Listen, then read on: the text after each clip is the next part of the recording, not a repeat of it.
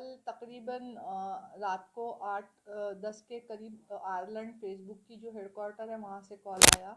Call आने के बाद उन्होंने बताया कि आपके यहाँ एक लड़का जो है वो खुदकुशी की कोशिश कर रहा है। तो उसकी डिटेल्स जो है उसकी डिटेल्स उन्होंने तुरंत मेरे साथ शेयर की। मेरी टेक्निकल टीम ने इसमें बहुत अच्छा सराहनीय काम किया। 10 मिनट में हमने उसकी जो टेक्निकल डिटेल्स मेरी टीम ने निकाली, वह एनालिसिस के साथ हमें ये पता चला कि वो लड़का धुएं का है और वो गला काट के खुदकुशी करने का प्रयास कर रहा है और उसके हाथ पे खून से लथपथ हुए हैं। तो जैसे ही उसका लोकेशन पिन पॉइंट हुआ तो मैंने जो आईजी रेंज है प्रताप दिघावकर सर उनको फ़ोन करके ये बात शेयर की और धुएं के एसपी चिन्मय पंडित सर से ये बात शेयर की। उन्होंने इसका कॉग्निजेंस लेते हुए तुरंत ही टीम भेजी और उनके एफर्ट्स की वजह से वो लड़का जो है वो सेव हो गया है और उसको हॉस्पिटलाइज किया है, वो स्टेबल है। मैम, जिस तरह से आपको जानकारी मिली थी जब वहाँ से आपको कॉल आया, क्या कुछ बताया गया था? वीडियो में वो लोग ने क्या देखा? फेसबुक पे क्या कुछ कर रहा था? फेसबुक पे उसका वीडियो सुसाइड करते हुए दिखाई दिया था, जिसका अल्गोरिदम फेसबुक के हेडक्वार्टर ने वहाँ से देखा। और जैसे उन्होंने खून के पिक्चर्स देखे और उसका गला कटा हुआ देखा तो उनको वो ये देखते हुए अल्गोरिदम उनको समझ में आया कि ये सुसाइड का मैटर है और वो तुरंत उन्होंने डीसीपी मुंबई साइबर के तहत मुझे फ़ोन किया और ये बात मुझसे शेयर की। मैम, ये क्या सिस्टम होता है कि उनको कैसे पता चलता है ये जो फेसबुक का जो इसको क्या कहते हैं? सुसाइड के बारे में फेसबुक की जो यंत्रणा है वो ज़्यादा सतर्क है। उनके पास मॉनिटरिंग रहते हैं और अगर ऐसे कोई भी वाकया उनको नज़र आए, कई लोग फेसबुक लाइव करते हैं और अपना दुख शेयर करते हैं। जैसे कि इस केस में भी उसने उसका दुख जो है वो शेयर करने की कोशिश की थी और फेसबुक के जो वहाँ मॉनिटर करने वाले हैं उन्होंने ये चेक किया, उनके नोटिस में आया और जैसे ही उनके नोटिस में आया उन्होंने आयरलैंड से दूरध्वनि के साथ संपर्क करते हुए ये बात साइबर क्राइम के साथ शेयर की। कितना बड़ा चैलेंज होता है आप लोगों के लिए जब ऐसे किसी की ज़िंदगी बचाने और कॉल आते हैं? तो इस केस को लेकर अभी बात की जाए, कितना बड़ा चैलेंज था कि कम से कम समय में हम हमारी टीम वहाँ तक पहुँचे? जब सुसाइड के कॉल आते हैं तब उसकी जान बचाना ये सबसे बड़ा प्रथम कर्तव्य होता है। इसके तहत जो उन्होंने 3 नंबर दिए थे वो तीनों नंबर सर्विस में नहीं थे या चल नहीं रहे थे। तो दूसरी टीम को मैंने उसके बारे में डिटेल्स निकालने के लिए लगाया, लेकिन उसके लिए टाइम लग सकता था।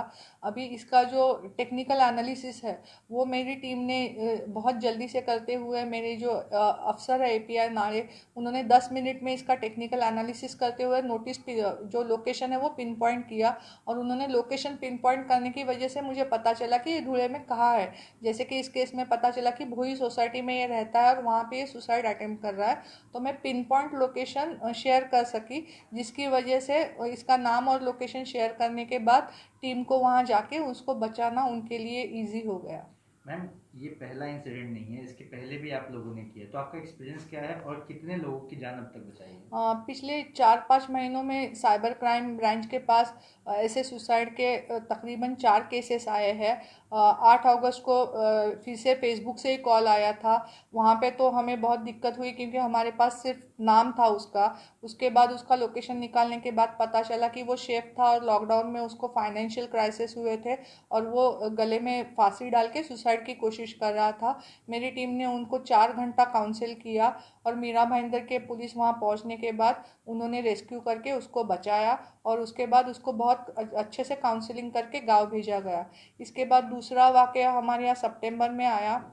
सितंबर के फर्स्ट वीक में एक यंग लड़की थी, उसको पता चला कि उसके पोर्न फोटो जो है वो मॉर्फ करते हुए पोर्न वेबसाइट पे लगाए गए हैं और उसको उसकी वजह से बहुत उसको फील हुआ और उसको दुख होने के बाद उसने सुसाइड अटेम्प्ट करने की कोशिश की।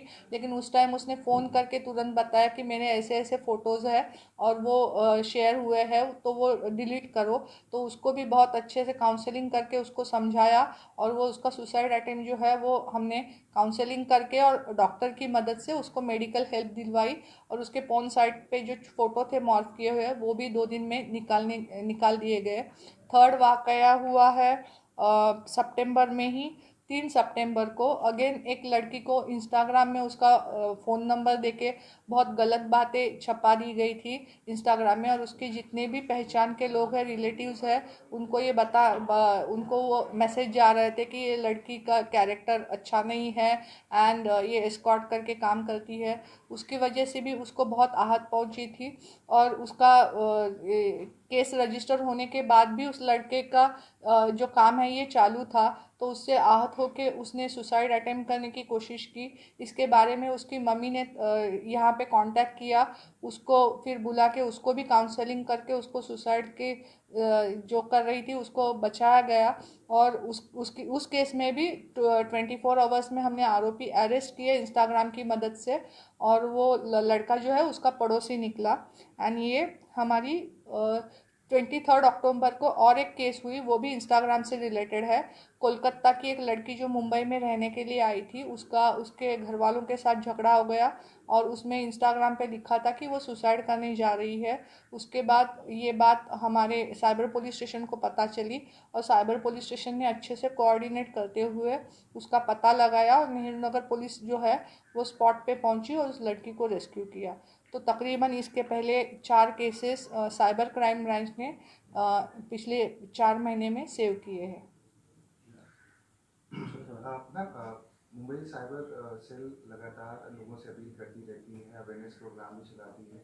एक बार फिर से आम जनता को, उन पेरेंट्स को क्या कुछ अपील करना चाहेंगे, ऐसे लोग जो मैं आपके माध्यम से अपील करना चाहूँगी।